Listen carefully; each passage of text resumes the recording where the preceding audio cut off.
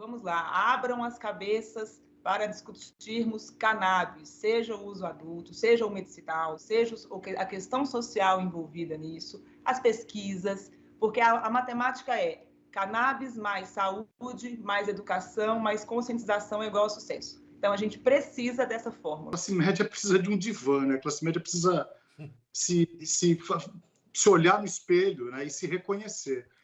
E eu acho que a classe média inclui não só a classe operária, trabalhadora, mas inclui também profissionais liberais, inclui aquele microempresário que tem uma loja, ou duas, ou três, ou enfim. E a classe média precisa se reconhecer nisso, né? Ela está mais próxima da base da pirâmide do que do topo, né? E a pergunta é simples, quer dizer, se você parar de trabalhar hoje, você consegue sobreviver por quanto tempo, né? Isso responde em que parte da pirâmide social você está, né? Você depende do seu trabalho para sobreviver, você depende de salário, enfim. Então, a classe média precisa se enxergar, né? Precisa se analisar e se ver mais próxima de onde ela está, de fato, que é perto da classe trabalhadora. Em nenhum lugar do mundo a classe média apoia os mais ricos. Isso não existe, isso não existe. O debate é parte da democracia e tem que se apresentar ideias e se desenvolver as ideias, né? Então, é esse o caminho mesmo, é esse o caminho. Mas é aquilo que eu já tinha dito aqui no programa antes. Esse formato de debate, ele não é feito para falar.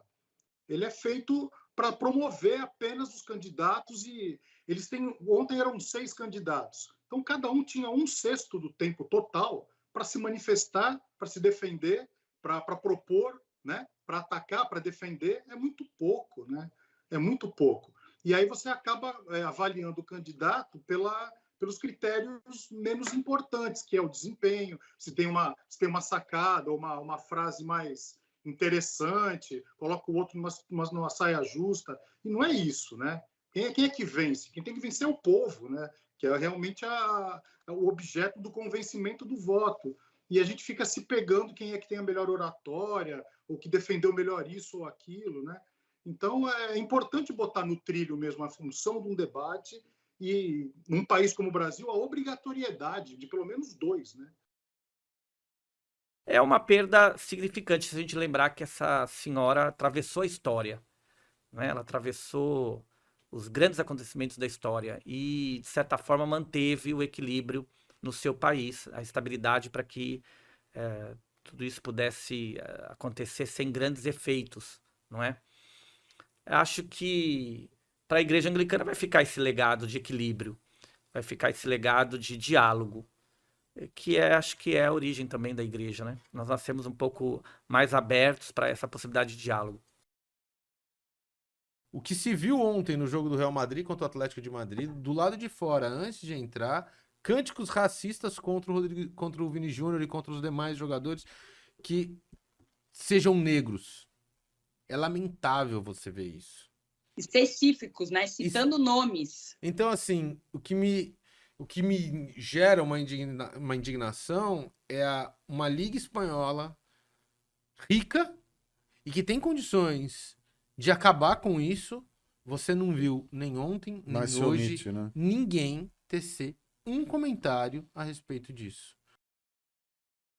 Aqui na Baixada, a gente tem alguns candidatos que a gente considera fortes, né? Mais que a gente sabe que o coeficiente partidário pode causar algumas surpresas. Mas vamos aguardar. 6 dias as pessoas já têm que analisar, correndo, aí não deixem para o último dia, que é importante você ter a ideia e o conhecimento do que cada deputado está propondo, cada candidato está propondo, e o que tem o passado dele, o que ele pode trazer aí para agregar na política. Essa eleição não foi um resultado de dizer, aconteceu isso por causa daquilo. Não é simplista, são diversos fatores. Mas um dos relacionados a isso, ao número baixo de votos nulos e brancos, foi o voto silencioso, ao meu ver.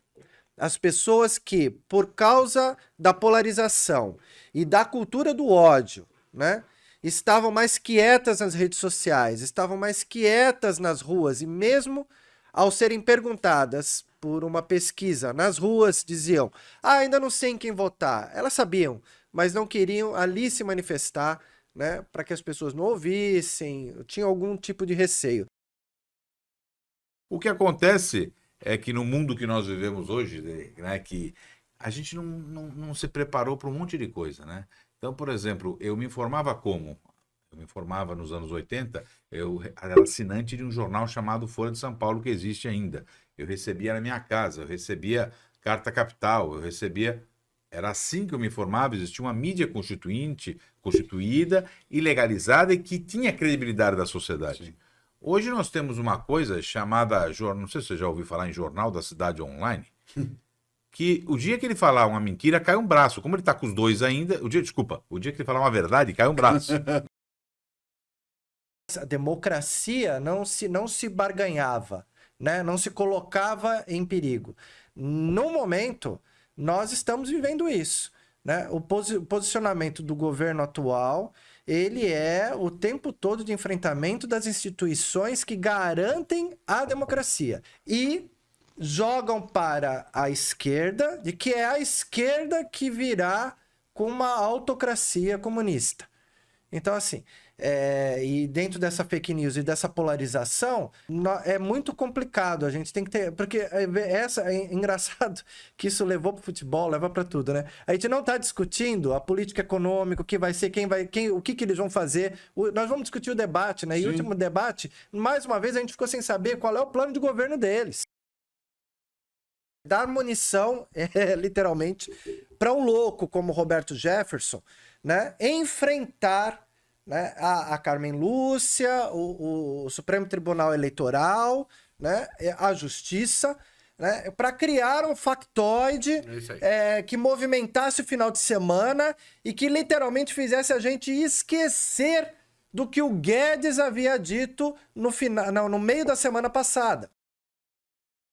Tivemos um pseudo-tentativa de golpe, porque o que a Polícia Rodoviária Federal fez ao longo do domingo não está escrito. Não tinha sido escrito até hoje nas páginas da nossa história. Nem no golpe de 64. Porque o golpe de 64 foi...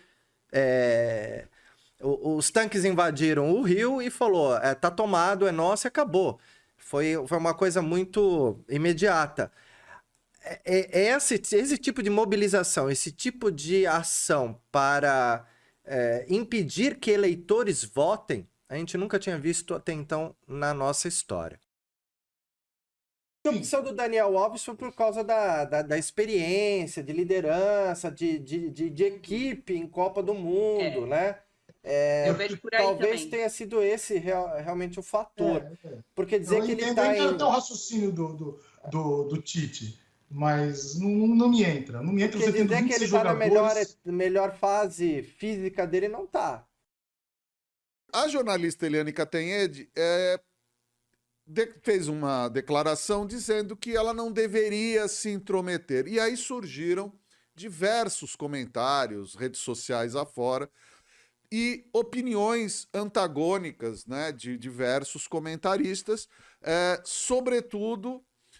o próprio Fernando Gabeira, que deu uma declaração dizendo o seguinte, mudou, né, a figura da primeira-dama, aquela mulher que fica do lado, pegando na mão e tal, acabou. O esporte envolve muito patrocínio, tem muito dinheiro em jogo, e aí tem que ver como é que vai se remunerar esse processo todo.